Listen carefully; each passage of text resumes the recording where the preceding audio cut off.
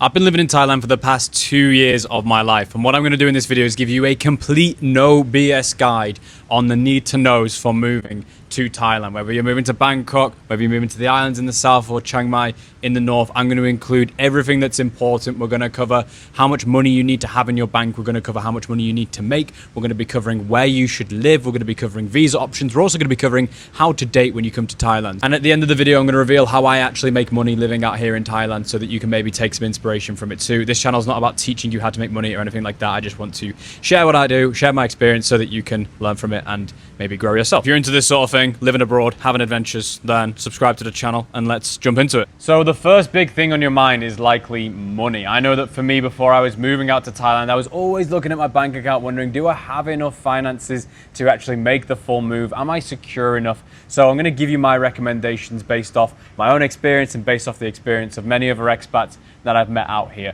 We're going to go through the cost of living, how much you'll typically spend on different areas of your life. We're going to go through how much I'd recommend having in the bank before you move out here. We're also going to talk through how much I recommend making online or working in a job in Thailand before deciding to make the move. The first big living cost is obviously going to be rent. I've known people to live as cheap as $200 per month. I've known people to spend upwards of $10,000 per month on rent.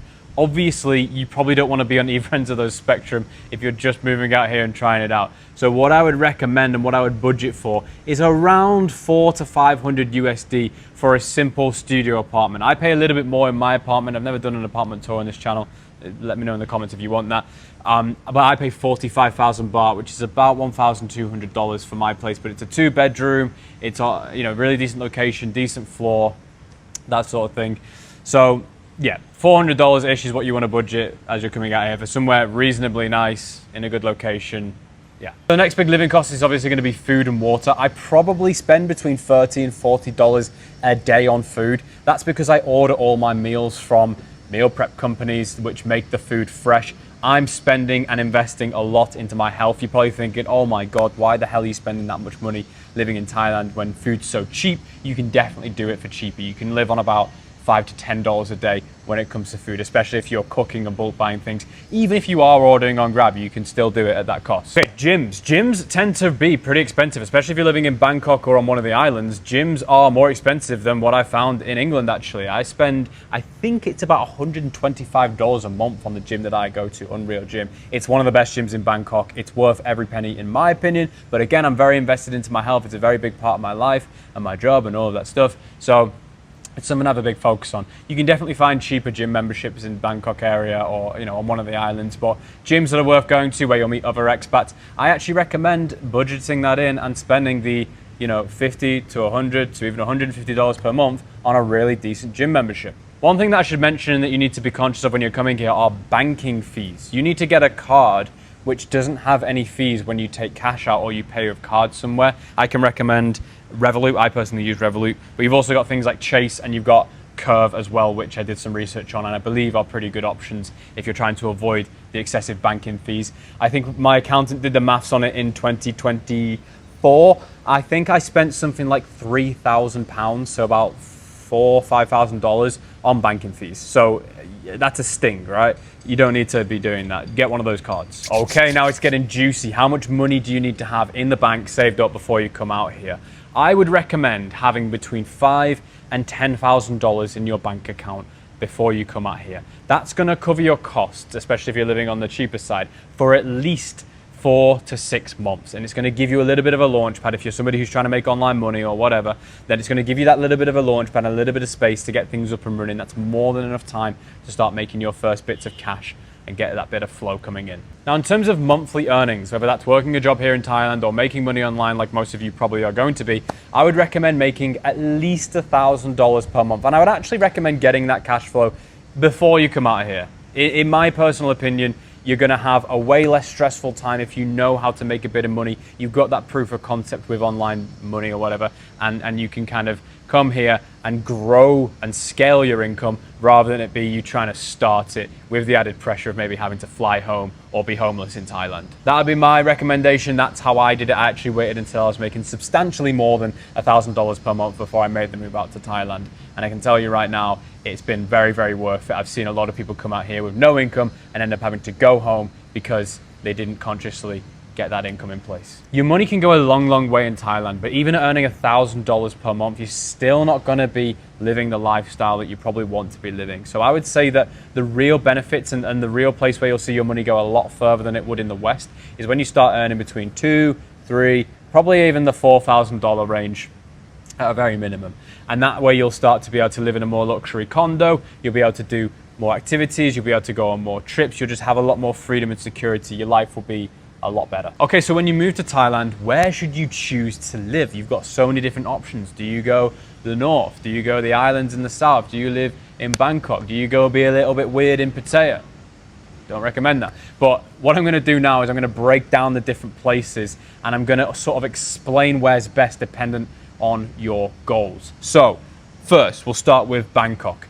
If you are incredibly social or incredibly ambitious, Bangkok is probably going to be the best place. The energy in Bangkok is go, go, go. It is city lifestyle. There's lots of network. If you're somebody who wants to make a lot more money, this is probably the place to be. If you want to network with more ambitious entrepreneurs, Bangkok is where you need to be.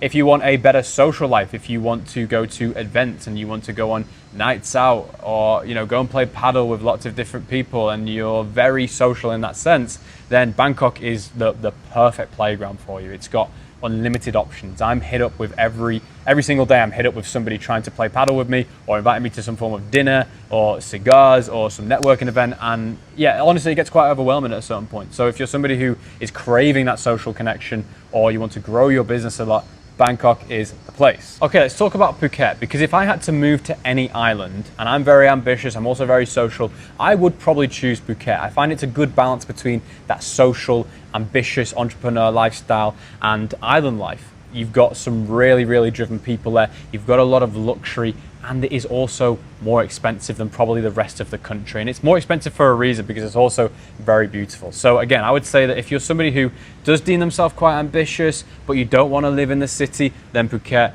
is probably the place for you. There's also a lot of social life and opportunities there as well. Oh, and another thing about Phuket is if you're an athlete, it is the perfect place for you. I think it's probably the most optimal place in the world to increase your performance, get better recovery, get great nutrition. Koh Samui, super chill island life, super unambitious in my opinion. I actually don't really like being on Koh Samui for too long because I find that I get way too chilled out. I just want to chill by the beach, train a little bit of Muay Thai. I don't want to do the work that I'm supposed to be doing for my business. It's not for me. If you're somebody who doesn't mind that lifestyle and you're at a stage in life where you want a little bit more relaxation, you're not bothered about increasing your income that much, you're not pursuing big goals with your business, or you've already reached those big goals with your business and now it's time to relax, Koh Samui is perfect. Chiang Mai is another nice mix between city and chill, similar to Phuket. I would say that Phuket is a little bit more ambitious than Chiang Mai just because Chiang Mai is so cheap, and you'll find that it attracts people who do want to have a lower cost of living, which is absolutely fine. You should definitely make your money go far and go and live in Chiang Mai if that's what you want to do. Chiang Mai is an amazing place. If all of my friends lived in Chiang Mai, I would happily move to Chiang Mai. It is one of my favorite places on the planet. I've spent a lot of time there. Food's amazing. It's got amazing options for gyms. It's got amazing options for activities, recovery centers. It's also got an amazing dating scene. There's endless benefits to living in Chiang Mai. For me, because I've got bigger goals with my business and with my life, I don't want to spend too much time there because I find that I don't push as hard. That's just for me personally. If you're anything similar to myself, maybe you might find the same thing. So I would say if you're more chill, you're just doing your thing, you want a more relaxed lifestyle while still doing bits of work and growing your income steadily, Chiang Mai might be a good place for you. Also for Muay Thai, Chiang Mai is fantastic. If you want to be a fighter, if that's why you're coming to Thailand, Chiang Mai is a really good option for that. You should go and follow my friend Isaac Nak Muay Thai on Instagram because he has lots of good recommendations for Muay Thai gyms. He trained in Chiang Mai for a while. And yeah, Hua Hin, full of old nonces. I don't recommend going to Hua Hin unless you are an old creep, just being candid. In the daytime, it's absolutely beautiful. At night, it becomes incredibly moody. I think that something needs to happen to Hua Hin, to be honest, to fix it, because it is just, I feel a dark energy there at nighttime whenever I'm there. So yeah, not the spot for me. Again, incredibly unambitious. Incredibly unambitious. The only benefit I can think of for Hua Hin is the fact that the nature is so good in the daytime. And there's also some good golf courses if you're into golf. But outside of that, Hua Hin's just like not the one for me at least. Pattaya also full of old nonces, not really into that personally. It's got some great restaurants, it's got some great surrounding areas to Pattaya as well, but in terms of living there, I just personally don't think I could handle going outside every single day and seeing a super old white guy with a super young Thai girl. It just makes me feel a bit strange and uncomfortable. So it depends what you're into, but I would recommend avoiding Pattaya in terms of living if you're not into that sort of thing. Okay, so some of the more boring stuff, we're going to talk through visas. We'll cover this relatively fast because, yeah, I know you probably want to hear about the interesting stuff like dating, making money, where to live, the fun activities and stuff like that. But you need to know about the visas if you're going to be moving here, all right? You need to have this unlocked. I've had a very tricky situation with my visa because I didn't do it properly in the past, where we basically got banished and sent back to England, and it was an absolute nightmare. I'll tell the story in another video. But anyway, let me give you some insight as to the visas and what you should do. So tourist visa, you get 60-day visa run cycles, meaning that you can enter Thailand on a tourist visa, you can get a 30-day extension, and then what you have to do is you have to leave Thailand and come back. Don't recommend. I don't recommend this whatsoever, at least not long term. Fair enough if you have to come here and just get yourself started on a tourist visa, maybe you want to try it out first, absolutely fine, it could be perfect for that. But after a few visa runs, you're going to need to get a proper visa, otherwise they're going to stop letting you in from Thailand and you might even get blacklisted, which obviously you don't want because Thailand is the greatest country on the planet and I would hate to be blacklisted from this country because I love it here. Okay, next is going to be the DTV. So the DTV is like the destination tourist visa. This is basically a 5-year visa. It's the #1 best option in terms of visas, but you need to have 15,000 USD in your bank account and proof of regular income to show to the Thai government or show to the DTV office.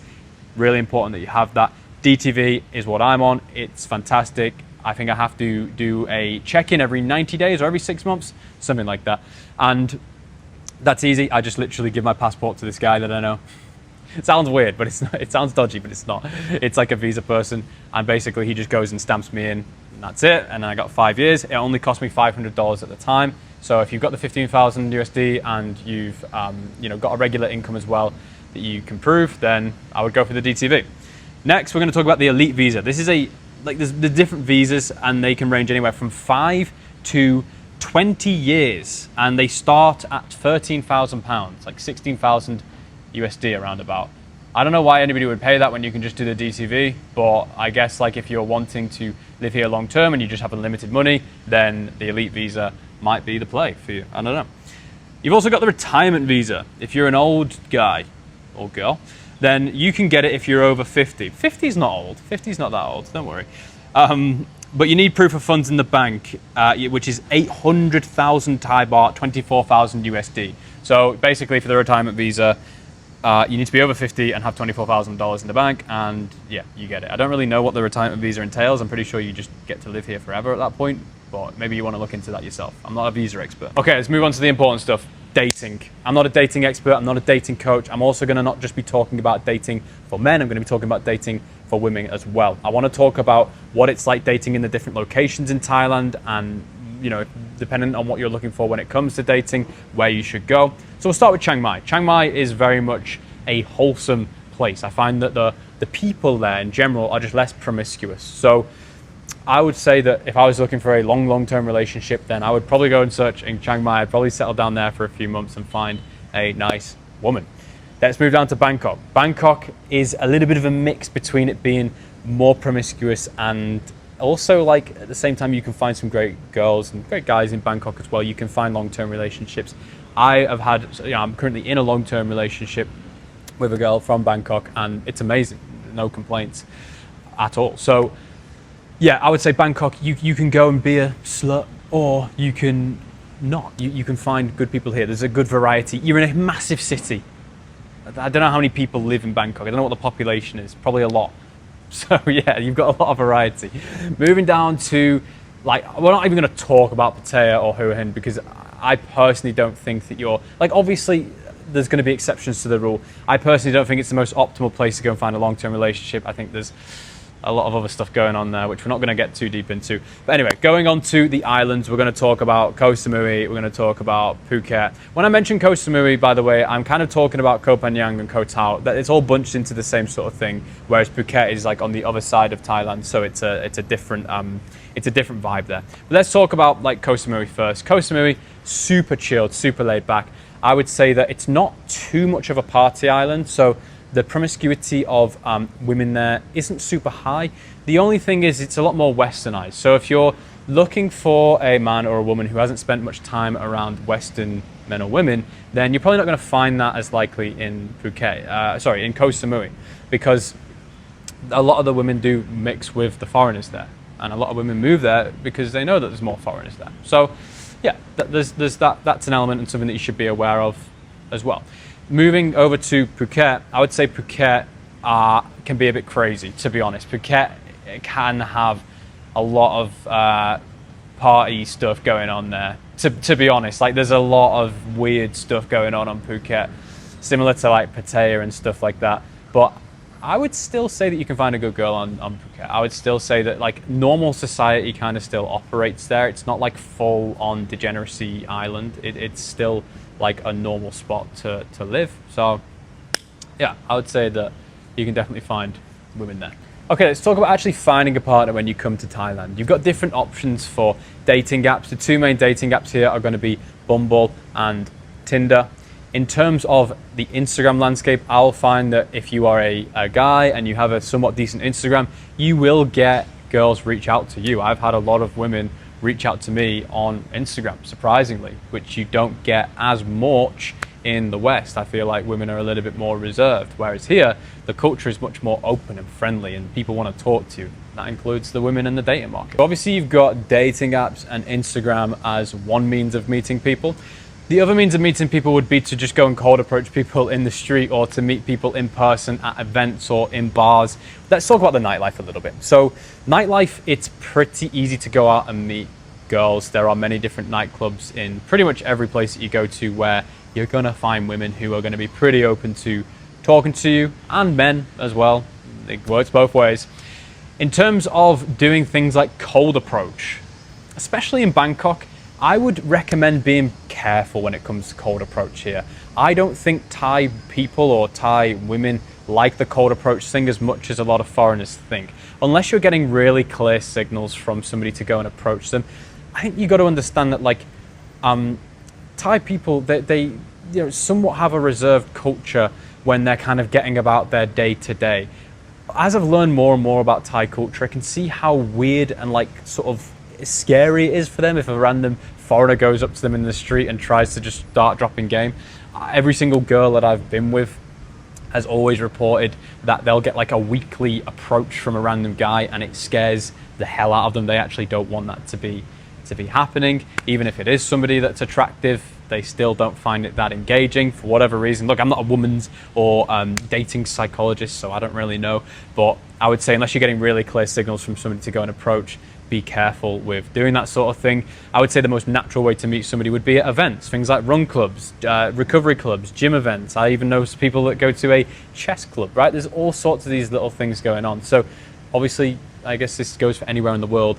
Go to events that pique your interest and you're likely to find people that are like you. Then it's going to be more likely that you can date those people. So yeah. Okay, moving on to perhaps the most juiciest topic of them all. How do I make money out here living in Thailand? How would I recommend you make money coming out to a place like this? Well, I'm going to tell you what I do. I'm not about to turn into a make money online coach and pitch you on some high ticket program. I just want to explain what my experience has been so that maybe you can take some inspiration from it. So I've worked for the past 10 years as an online coach. I basically have helped people get in better shape. I've helped them with their life. I've done like life coaching. I've taught people to do handstands. I've had some really random like niches and offers when it comes to coaching. It's essentially people coming to me and asking me to solve problems in their life that I've already solved for myself for an exchange of cash. So that's essentially what I do and what I'm going to continue to do. I do now work with other coaches. Again, I'm not about to turn into a make money online guru. I'm not about to pitch you on my coaching program. If you are a coach and you are interested in how we do things, I do have another channel where I just give all the source away completely for free. So you can go and watch that channel. I'll link it in the description. But if you're not interested in that, it's fine. But that's basically how I make money. I post on social media. Clients come to me for help and I help them, right? If you're wondering how much I make, do I reveal how much I make? I don't know. I don't think I want to do that.